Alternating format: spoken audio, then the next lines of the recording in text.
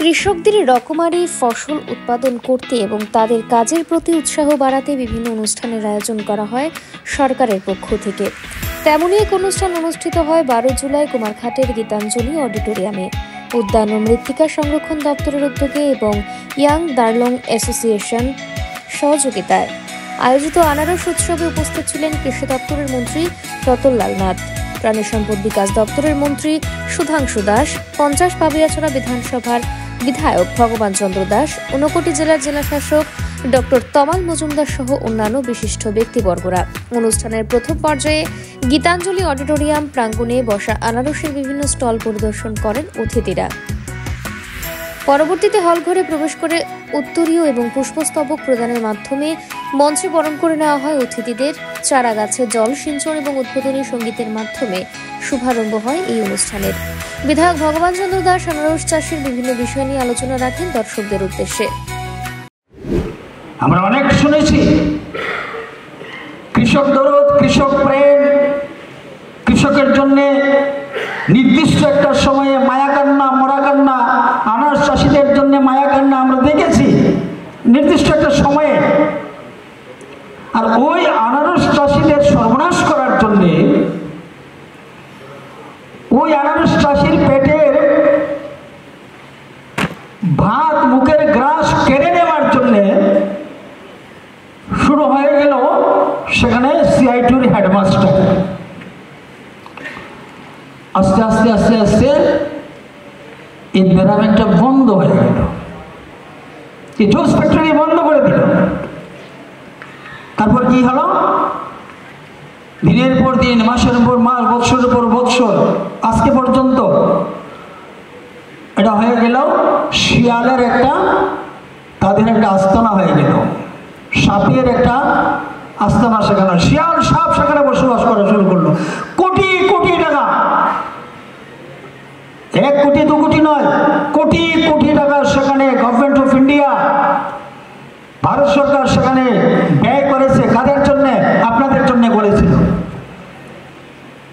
কিন্তু দুর্ভাগ্য, আপনাদের দুর্ভাগ্য, ত্রিপুরা রাজ্যের ফল চাষিদের এটাকে প্ল্যান মাফিক পরিকল্পিতভাবে ফ্যাক্টরিটাকে বন্ধ করে দেওয়া হলো। 2018 সালে এই রাজ্যের একটা পরিবর্তন আমরা সবাই দেখলাম। নতুন একটা সরকার এখানে আসলো। আর এই সরকার আসার পর সরকার ভাবলো যে ত্রিপুরা রাজ্যের জমি আছে, ত্রিপুরা রাজ্যের জল আছে, ত্রিপুরা রাজ্যের জঙ্গল আছে, ত্রিপুরা রাজ্যের পাহাড় আছে, বড় সম্পদ ত্রিপুরার মধ্যে আছে, ত্রিপুরা রাজ্যের কৃষকও আছে। এই সবগুলোকে যদি কাজে লাগানো যায়, ত্রিপুরা একমাত্র এগ্রিকালচার, হর্টিকালচার যে ত্রিপুরা আত্মনির্ভর হতে পারবে, স্বনির্ভর হতে পারবে। তো ত্রিপুরা আত্মনির্ভর হবে কাদেরকে দিয়ে? একজন কৃষক যখন আত্মনির্ভর হবে, স্বনির্ভর হবে, ত্রিপুরা আত্মনির্ভর হবে। সেই চিন্তা ভাবনা নিয়ে কাজ শুরু হলো। ফল, ফুল, ধান, গম ইত্যাদি সবজি চাষের উপর জোর দেওয়া হলো। একদিকে আমাদের মাননীয় প্রধানমন্ত্রী নরেন্দ্র মোদীজি কৃষকের আয় দ্বিগুণ বাড়ানোর জন্য প্রয়াস নিয়েছেন, আমাদের সরকারও প্রয়াস নিয়েছে। বিশেষ করে পাহাড়ে যারা আনারস চাষি যারা, তাদের কথাটা বেশি মাথায় আনা হয়েছে। আমাদের প্রাক্তন মুখ্যমন্ত্রী বিপ্লব কুমার দেব, উনি যখন মুখ্যমন্ত্রী ছিলেন, আপনাদের কথা কিন্তু মাথায় ছিল সেদিন, যে ত্রিপুরা রাজ্যে সেই কুইন আনারসটা এখানে খুবই সুস্বাদু। ভারতবর্ষের অনেক রাজ্যেই কিন্তু আনারস উৎপাদন হয়, আনারস চাষ হয়, চাষি রয়েছে। কিন্তু ত্রিপুরার মাটিতে যে কুইন যে আনারসটা হয়, তার টেস্টই আলাদা। সেটাকে এক্সপোর্ট করার জন্যে পরিকল্পনা নেওয়া হয়েছে। ত্রিপুরার আনারস কোথায়? দুবাইতে। ত্রিপুরা আনারস আর অন্যান্য কান্ট্রিতে এক্সপোর্ট আমরা এখান থেকে করছি, ত্রিপুরার থেকে আনুষ্ঠানিকভাবে। সেই দুবাইয়ের লোক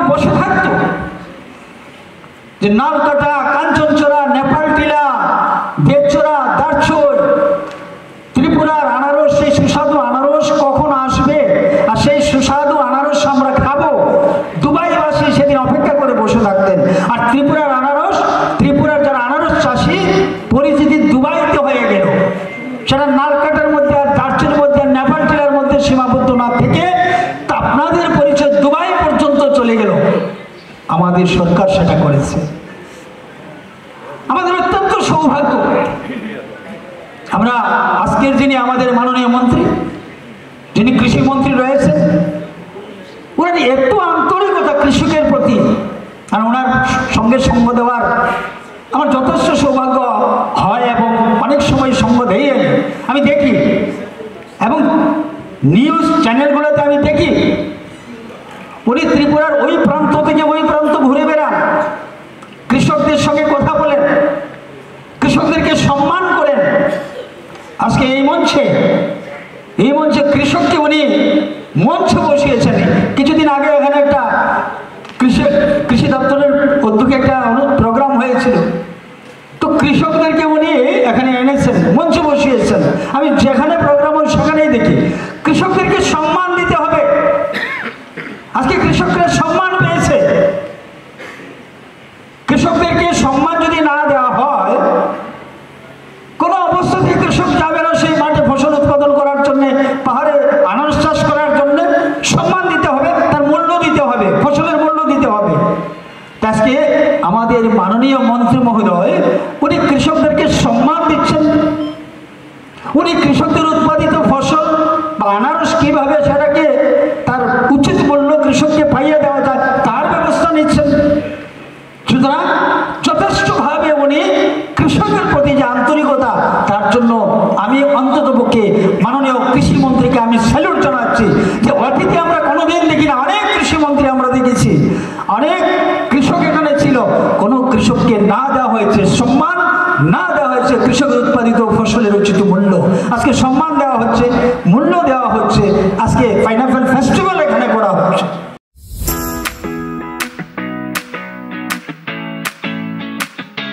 মন্ত্রী সুধাংশু দাস আনারস উৎসবকে কেন্দ্র করে ওনার বক্তব্য উপস্থাপন করেন।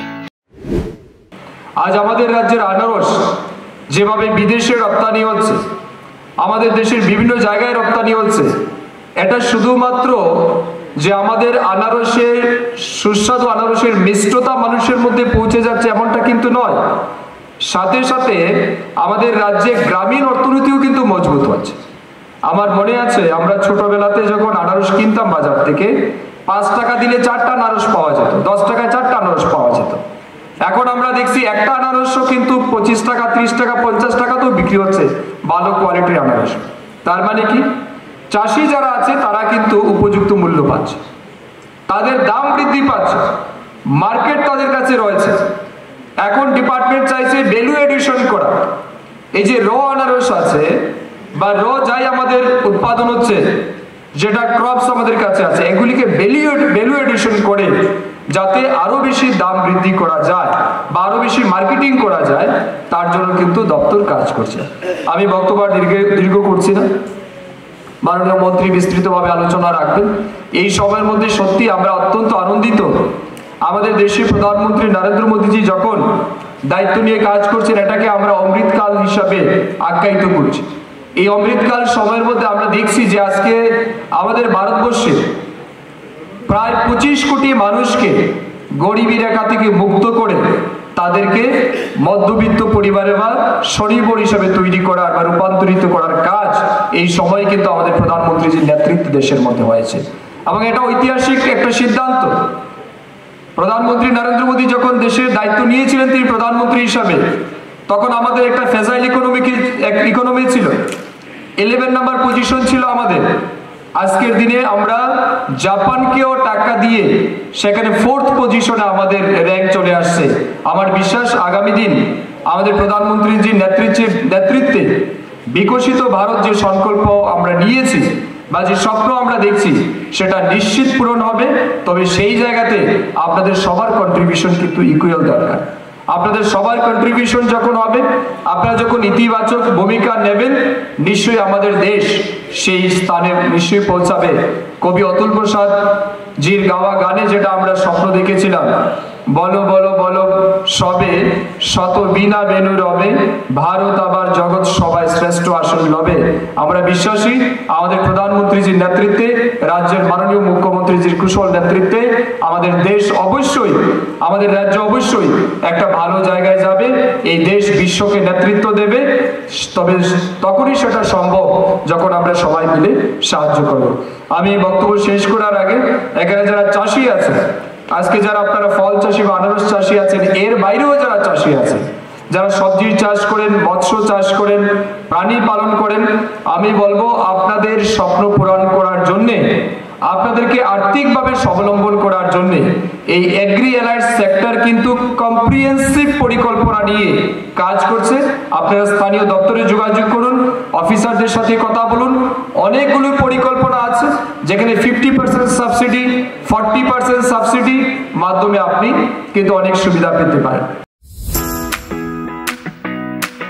কৃষিমন্ত্রী রতনলাল নাথ কৃষকদের চাষের বিভিন্ন বিষয় নিয়ে আলোচনা রাখেন। আমাদের সরকার আসার পর এ রাজ্যে আনারসকে রাজ্যিক ফসল হিসাবে, ফল হিসাবে ঘোষণা করা হয়েছে। কার হাত ধরে? রাষ্ট্রপতির হাত ধরে। এটা আপনারা সবাই জানেন।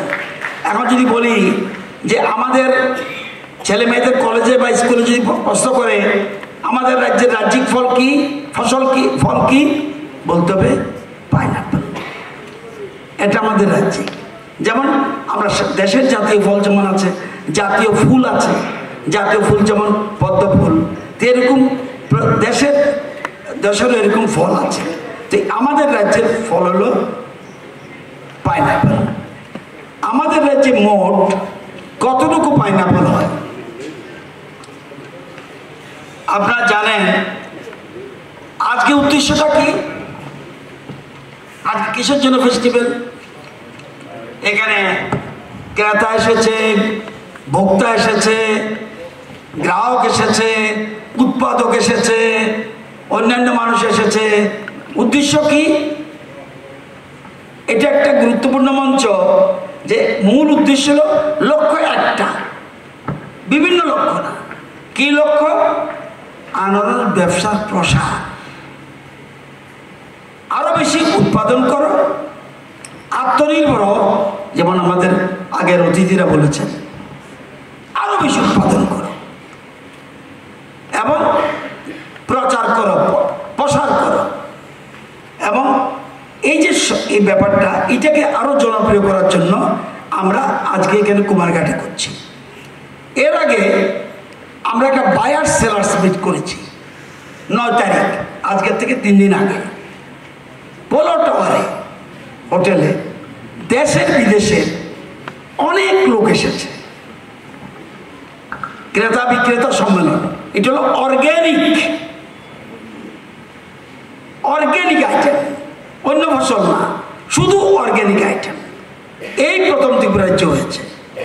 এর মধ্যে মূলত আনারস আর অন্যান্য আছে, যেমন জিঞ্জার, মানে আদা আছে, হলুদ আছে, ওই যে আমরা দান্না মরিচ কই, দান্না মরিচ আছে, এটার আগে ইংরেজি নাম বার্ড আই চিলি, এরকম এটা আছে, আরও অনেকগুলি আছে।